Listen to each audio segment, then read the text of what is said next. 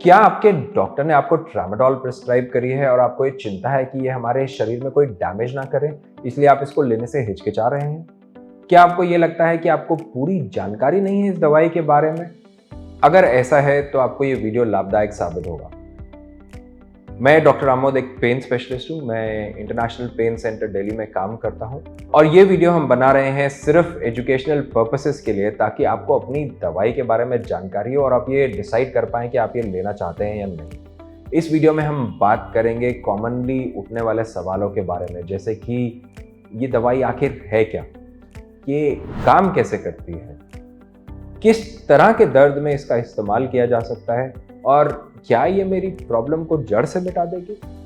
कहीं ऐसा तो नहीं है कि इस दवाई को लेने से मेरे किडनी या लिवर पे कोई नुकसान हो जाए। इसकी सही डोज क्या है, इसको लेने से क्या क्या साइड इफेक्ट्स आ सकते हैं, तो ये सब सवालों के बारे में हम आज इस वीडियो में बात करेंगे। तो आइए शुरू करते हैं। सबसे पहले कि ये ट्रामाडोल आखिर है क्या। तो ट्रामाडोल एक ओपियोइड है। ओपियोइड यानी कि मॉर्फिन से मिलती जुलती दवाइयाँ। सारी की सारी दवाइयाँ जो मॉर्फिन के जैसी हैं उनको एक क्लास में डाला जाता है जिसे हम ओपियोइड कहते हैं।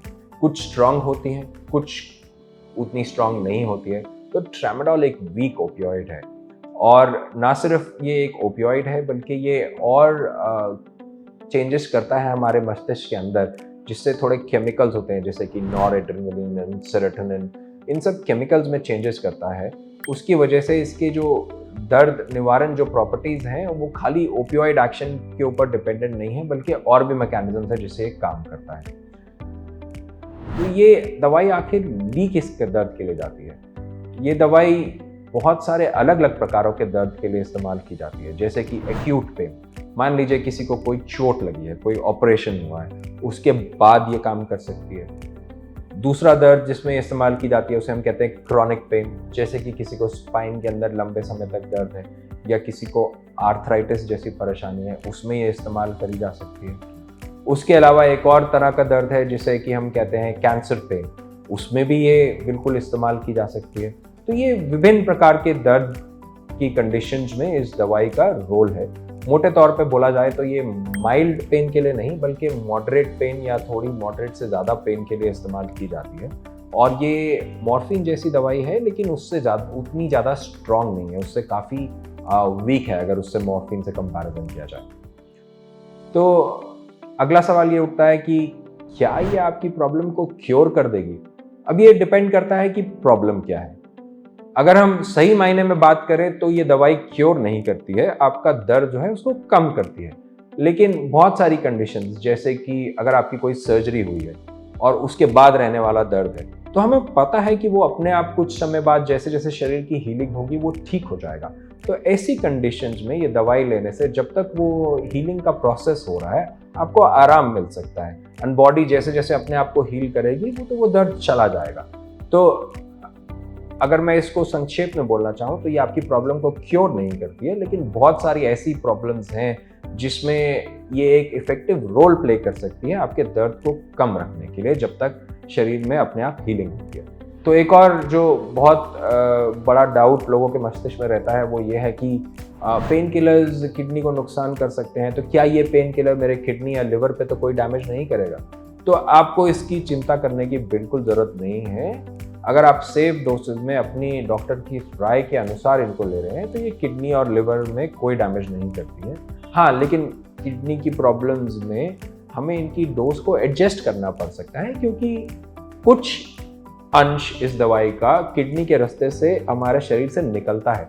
तो अगर किडनी सही से काम ना कर रही हो तो वो एक्यूमुलेट हो सकता है और ज़रूरी है कि हम उसके डोज को एडजस्ट करें ताकि ऐसा ना हो, लेकिन ये आपके किडनी और लिवर में कोई नुकसान नहीं पहुंचाएगी। तो अब अगला सवाल ये उठता है कि इसकी सही डोज क्या है। तो जो मैक्सिमम अलाउड डोज है ट्रामाडोल की वो 100 मिलीग्राम्स हर 6 घंटे पे अलाउड है, यानी कि एक दिन में 400 मिलीग्राम मैक्सिमम इसको लिया जा सकता है। जब भी हम दवाई को इस्तेमाल करना शुरू करते हैं या प्रिस्क्राइब करते हैं तो हम इसको लोअर डोज से यूज़ करते हैं और धीरे धीरे करके डोज बढ़ाते हैं। अगर मैक्सिमम डोज 400 है तो ज़रूरी नहीं है आपको 400 लेनी है, उससे बहुत कम में आपको आराम आ सकता है, बल्कि बहुत सारे लोग तो इतनी हाई डोज को टॉलरेट भी नहीं कर पाते। तो इसलिए ज़रूरी है कि डोज़ वही ली जाए जैसा कि आपके डॉक्टर ने आपको रिकमेंड किया है। और डोज़ डिसाइड करते हुए या दवाई की मात्रा डिसाइड करते हुए एक और चीज़ के बारे में जानकारी होना ज़रूरी है। वो है कि आप किस प्रकार की ट्रामाडोल को इस्तेमाल कर रहे हैं। इसमें अलग प्रकार की गोलियां आती हैं। कुछ शॉर्ट एक्टिंग, यानी कि मैंने अभी दवाई ली, अभी काम करेगी, कुछ घंटे बाद उसका असर चले जाएगा। मान लेते हैं 4 से 6 घंटे बाद उसका असर चले जाएगा। दूसरे प्रकार की होती है लॉन्ग एक्टिंग या एक्सटेंडेड रिलीज। ये दवाइयाँ जो हैं ये लंबे समय तक काम करती है, यानी कि ये दवाई लेने के बाद ये शरीर में धीरे धीरे करके रिलीज होती है। कुछ दवाइयाँ 12 घंटे तक काम करेगी, कुछ दवाइयाँ 24 घंटे तक काम करेगी। तो जो हम डोज ले रहे हैं वो इस बात पे भी डिपेंड करती है कि हम कौन से प्रकार का प्रिपरेशन यूज कर रहे हैं। और ज़रूरी है कि एक प्रकार का प्रिपरेशन जो है, जो आपके डॉक्टर ने प्रिस्क्राइब किया है, उसको दूसरे प्रकार के प्रिपरेशन के बराबर ना माना जाए और उनको रिप्लेस ना किया जाए। इसके अलावा ट्रामाडोल और दवाइयों के साथ कॉम्बिनेशन में भी आती है, जैसे कि डाइक्लोफेनाक के साथ कॉम्बिनेशन में या पैरासिटामोल के साथ कॉम्बिनेशन में। और मार्केट में इसके बहुत सारे वर्जन्स हैं और बहुत कॉमनली इस्तेमाल होते हैं। मैं उनका नाम नहीं लेना चाहूँगा क्योंकि हम यहाँ पे किसी भी दवाई को प्रमोट नहीं कर रहे हैं। हम सिर्फ आपको ट्रामाडोल के बारे में जानकारी देने की कोशिश कर रहे हैं। तो अगला कॉमन जो सवाल मुझसे पूछा जाता है कि इसके साइड इफ़ेक्ट्स क्या हैं। अगर आप किसी भी दवाई को उठा के देख लें तो उसके साइड इफ़ेक्ट्स बहुत बड़ी एक लिस्ट होती है। तो ज़रूरी नहीं है कि अगर वो साइड इफ़ेक्ट जो है एक बहुत बड़ी सी लिस्ट उसको हम पढ़ें तो वो सब के सब एक इंसान में आएंगे।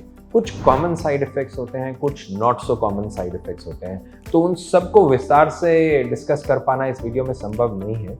लेकिन अगर हम बात करें सबसे कॉमनली मुझे क्लिनिक में क्या देखने को मिलता है, तो बहुत सारे लोग ये बोलते हैं कि हमें ऐसे लग रहा है कि जैसे उल्टी आएगी या उल्टी आ रही है, जिसे नॉसिया एंड वॉमिटिंग कहते हैं, या कॉन्स्टिपेशन हो रहा है, यानी कि लैट्रिन या तो आ रही नहीं है या बहुत सख्त आ रही है। उसके अलावा काफ़ी लोगों को इसको लेने के बाद थोड़ा सा चक्कर या नींद या घबराहट जैसा सेंसेशन आ सकता है। और ज़रूरी है अगर आपको ऐसा कुछ होता है तो आप ड्राइविंग जैसी चीज़ या कोई हैवी मशीनरी जैसी चीज़ को ऑपरेट ना करें। और साथ ही साथ अगर आप कोई और सेडेटिव चीज़ें ले रहे हैं, जैसे कि और दवाइयाँ नींद की या अल्कोहल, तो उन सब से इनका इंटरेक्शन होकर के उनका इफ़ेक्ट बढ़ सकता है। ये बात आप ध्यान में रखें। इसके अलावा बहुत लोग ये बोलते हैं कि उन्हें कंसंट्रेशन में प्रॉब्लम हो रहा है, यानी कि थोड़ा सा फोकस करने में प्रॉब्लम हो रहा है। अगेन ये इफ़ेक्ट कुछ समय बाद कम हो जाते हैं, कंसंट्रेशन वाला प्रॉब्लम जैसे जैसे बॉडी अडेप्ट करती है। और बहुत लोगों को ये तंग नहीं करता है, या कई बार हम प्रिपरेशन कौन सी यूज़ कर रहे हैं उसको चेंज करने से भी इन साइड इफ़ेक्ट्स में कमी आ सकती है। इसके अलावा अदर कॉमन साइड इफ़ेक्ट जो मैं क्लिनिक में देखता हूँ वो इचिंग है, मुंह का सूखना है, कई लोगों को हेडेक का प्रॉब्लम होता है। तो ये सारी बहुत कॉमनली देखे जाने वाली चीज़ें हैं। इन सब साइड इफ़ेक्ट्स के अलावा मैं दो और चीज़ों के बारे में आपको ख़ास तौर से बताना चाहूँगा। पहली चीज़ ये कि अगर किसी को एपिलेप्सी है, यानी कि दौरे पड़ते हैं, तो उनको ये दवाई थोड़ी सी संभल के लेनी चाहिए, क्योंकि कभी कभी ये एपिलेप्सी का जो थ्रेशोल्ड है उसको, सीजर का जो थ्रेशोल्ड है उसको कम कर देती है, जिससे ऐसा होने के चांसेस, यानी कि दौरा पड़ने के चांसेस थोड़े से बढ़ सकते हैं। दूसरी चीज़, जैसे जैसे हम इस दवाई को इस्तेमाल करते हैं, अगर हम इसको रेगुलरली लॉन्ग समय तक इस्तेमाल करते हैं तो एक इंसान को उसकी आदत पड़ने का डर रहता है। लेकिन अगर आप अपने डॉक्टर के आदेश अनुसार और उनकी निगरानी में कर रहे हैं तो इस चीज़ का वो ध्यान रखते हैं। उसके अलावा बहुत बार शरीर को इन दवाइयों को रेगुलरली लेने से टॉलरेंस डेवलप हो जाती है, यानी कि क्योंकि वो दवाई बहुत समय तक आपके शरीर में रह रही है तो जो उसकी इफ़ेक्टिवनेस है वो थोड़ी सी कम हो जाती है।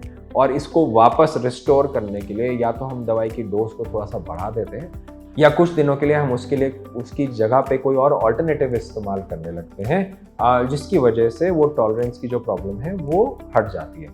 और बहुत बार अगर इसको हमने लंबे समय तक लिया और एकदम से हटाएं तो विड्रॉल सिम्टम्स आते हैं, यानी कि शरीर को आदत है वो दवाई के होने की, और वो ना होने की वजह से वो थोड़ा सा इस बात को पसंद नहीं करता है, और उसकी वजह से हमें थोड़ी सी सिम्टम्स देखने को मिलते हैं जो थोड़े दिनों में चले जाते हैं। तो इन सब चीज़ों की हमें अवेयरनेस होना ज़रूरी है, लेकिन अगर आप सही तरीके से इनको इस्तेमाल करेंगे तो ऐसी कोई प्रॉब्लम नहीं होनी चाहिए। एक और चीज़ ट्रामाडोल के साथ, इस दवाई का पोटेंशियल है और दवाइयों के साथ इंटरैक्ट करने का और एक कंडीशन कॉज करने का जिसे हम सेरोटोनिन सिंड्रोम कहते हैं। भारी शब्द है, इसका मतलब मैं अगर संक्षेप में बताऊं तो एक हाइपर एक्टिविटी जैसी स्टेट बन जाती है जिसमें इंसान को ज़्यादा पसीना आने लगता है, बुखार होने लगता है, थोड़ा कन्फ्यूजन होने लगता है, बट ये एक दवाइयों के इंटरेक्शन की वजह से होता है। तो ज़रूरी है जब आपके डॉक्टर साहब ये दवाई प्रिस्क्राइब कर रहे हो तो आप उनको अपनी बाकी दवाइयों के बारे में ज़रूर बताएं। एक और चीज़ जिसके बारे में मेंशन करना चाहूँगा, ओपियोइड्स यानी कि मॉर्फिन जैसी जो सारी दवाइयाँ हैं उन सब में सिमिलर साइड इफ़ेक्ट्स होते हैं और ज़्यादा डोजेज में या और सेडेटिव मेडिसिन के साथ में वो ब्रीदिंग प्रॉब्लम्स भी कर सकते हैं, बट ट्रामाडोल का ऐसा करने का पोटेंशियल बहुत कम है। लेकिन अगर आपको सिवियर ब्रीदिंग प्रॉब्लम्स हैं तो ज़रूरी है कि आप इन दवाइयों को अपने डॉक्टर के परामर्श और उनके निगरानी में ही इस्तेमाल करें। तो अंत में अगर मैं इस वीडियो को आपको की पॉइंट्स को संक्षेप में बताना चाहूँ तो वो ये रहेंगे कि ट्रामाडोल एक ओपियोइड मेडिसिन है, यानी कि मॉर्फिन जैसी मेडिसिन है जो बहुत सारी पेन कंडीशंस में इस्तेमाल की जाती है। अगर इसको सही तरीके से इस्तेमाल किया जाए तो ये एक लाभदायक मेडिसिन साबित हो सकती है और ये किडनी या लिवर पे डैमेज नहीं करती है, तो आपको इसकी चिंता करने की ज़रूरत नहीं है। और मैं उम्मीद करता हूँ कि ये सारी जानकारी आपके लिए लाभदायक साबित होगी और अंत में मैं यही कहना चाहूँगा कि मुझे सुनने के लिए आपका बहुत बहुत धन्यवाद। नमस्कार।